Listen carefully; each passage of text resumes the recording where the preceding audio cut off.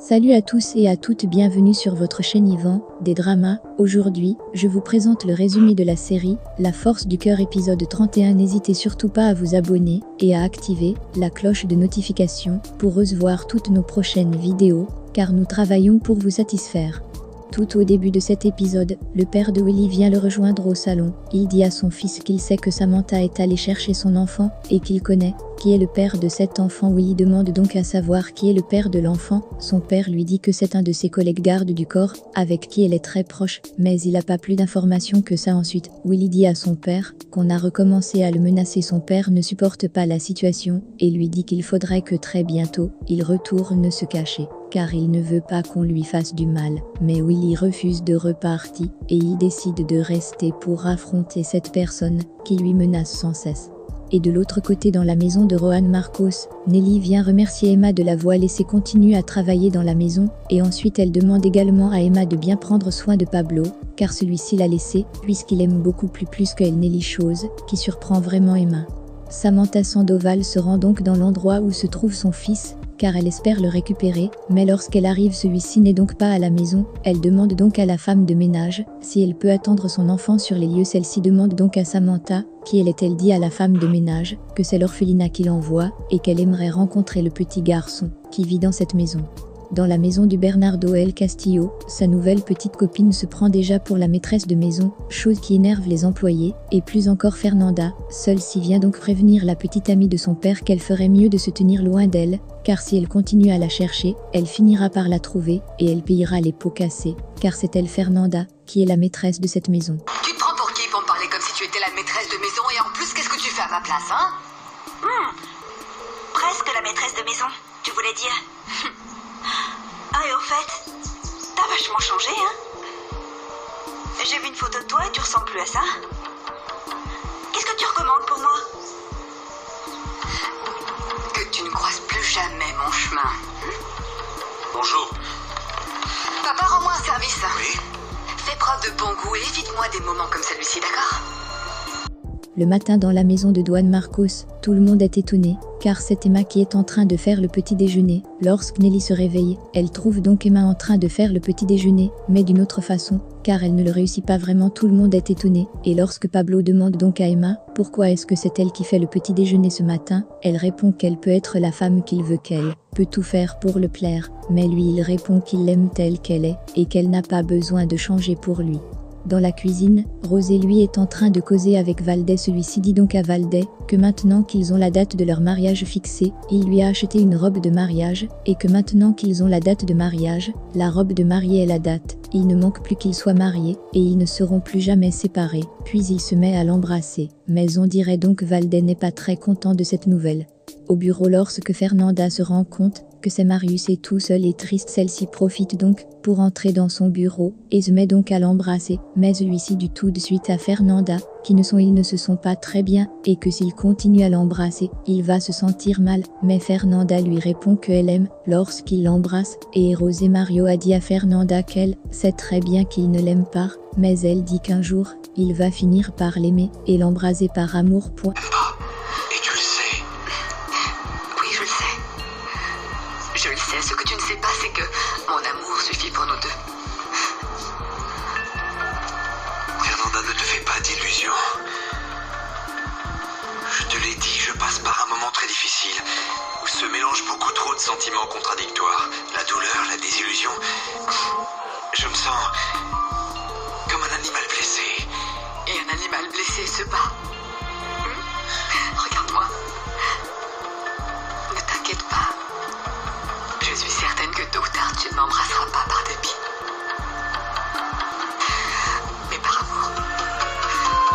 Samantha Sandoval, qu'il est arrivée dans la maison où habite son fils. Elle rencontre donc la mère adoptive de son fils Martin, mais celle-ci n'est pas fière de la présence de Samantha dans sa maison, et lorsqu'elle demande à Samantha qui elle est, et ce qu'elle est venue faire dans sa maison, et Samantha répond donc d'elle est la mère biologique du petit Marty, et au même moment Martin, qui rentre et de l'école, écoute ça et demande à Samantha si c'est vraiment elle. Sa mère, mais la mère adoptive de Martin, répond que c'est faux et demande à Martin d'aller dans sa chambre, car elle veut discuter avec Samantha. et celle-ci dit à Samantha qu'elle n'a pas adopté Martin, que c'est son fils naturel. Et toujours dans la maison, Rosé lui demande à Valdé si elle a déjà eu à entretenir des rapports sexuels avec Marcos, mais celle répond que non, elle n'a jamais couché avec lui, chose qui fait plaisir à lui. Mais ça se voit tellement sur le civage de Angela qu'elle ne veut pas épouser lui, mais car elle aime Marcos de tous. La mère de Martin apporte le certificat de naissance de ce dernier à Samantha pour qu'elle voie qu'elle n'est pas réelle la mère du petit. Depuis, le détective qui l'aide à retrouver son fils l'appelle pour la prévenir qu'il a fait des erreurs dans ses recherches, car Martin n'est pas le petit garçon qu'il cherche. Samantha part donc de la maison du petit Martin, le cœur brisé. C'est donc ainsi que Bernardo El Castillo réussit son plan, car il sait très bien où se trouve le fils de Samantha, mais fait pour qu'elle ne le trouve pas.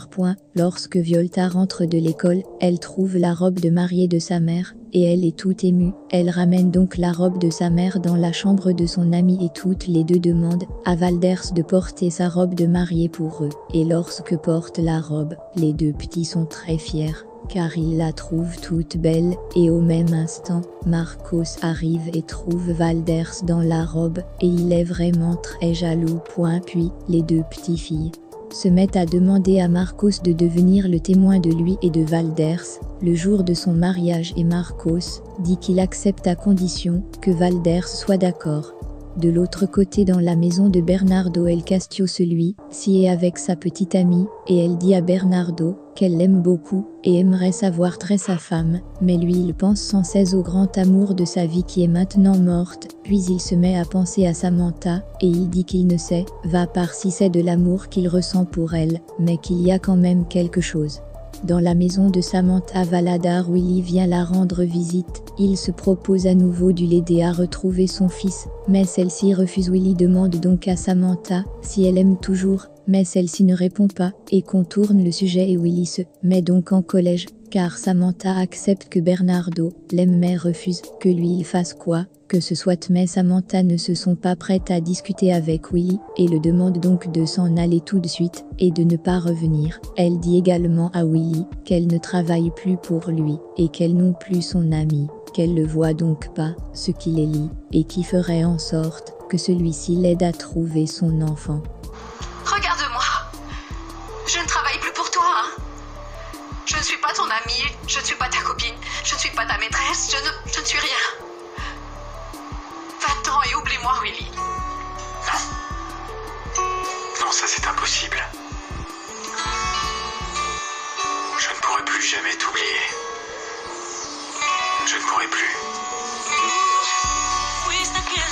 Mais Willy, avant de s'en aller, dit à Samantha que même si elle pense qu'elle n'est rien pour lui, il ne pourra plus jamais l'oublier, car il l'aime vraiment. Il fera tout ce qu'il faut pour que seul s'il accepte un jour. Lorsque lui vient donc dans la maison du Marcos pour rendre visite à sa future femme Angela, il y a sa fille Violeta. Celle-ci dit donc à son père qu'elle a une très bonne nouvelle pour lui, qu'elle a donc pris la décision que c'est Juan Marcos qui va accompagner sa mère Angela à l'hôtel. Le jour de leur mariage, Marco conduit Angela jusqu'à l'hôtel pour qu'il l'épouse, et Marcos accepte donc d'être le témoin. Angela: J'ai eu une super bonne idée. Ah oui? Et c'est quoi? Que Monsieur Arroyo soit le témoin de maman au mariage. Bon, je lui ai dit que ça ne m'intéressait pas. Non. Et d'ailleurs, c'est une excellente idée.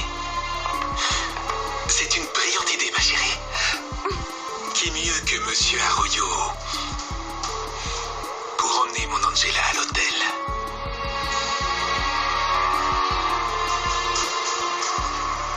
J'accepte. Je serai le témoin d'Angela. Juan Marcos, qui sait maintenant qu'il sera le témoin de Angela, ne supporte réellement pas cette nouvelle dans son cœur. Il retourne donc au bureau et se met à boire beaucoup d'alcool au point de devenir saoul. Puis Fernanda, qui est restée au bureau, vient donc le rejoindre dans son bureau. Elle se met donc à chauffer celui-ci et demande à Juan Marcos de faire d'elle tout ce qu'il voudra. J'ai fui la maison pour respirer de l'air pur. Oui. Dans ce cas, tu as choisi l'endroit indiqué. Juan Marcos, laisse-moi être pour toi une brise rafraîchissante qui te caresse. C'est une nuit toute pleine d'étoiles, avec un vent délicieusement léger. C'est même la nuit idéale pour pour tout oublier. Voilà les amis, c'était donc tout pour cet épisode de La Force du Cœur. N'hésitez surtout pas à vous abonner et à activer la cloche de notification pour ne rater aucune de nos prochaines publications.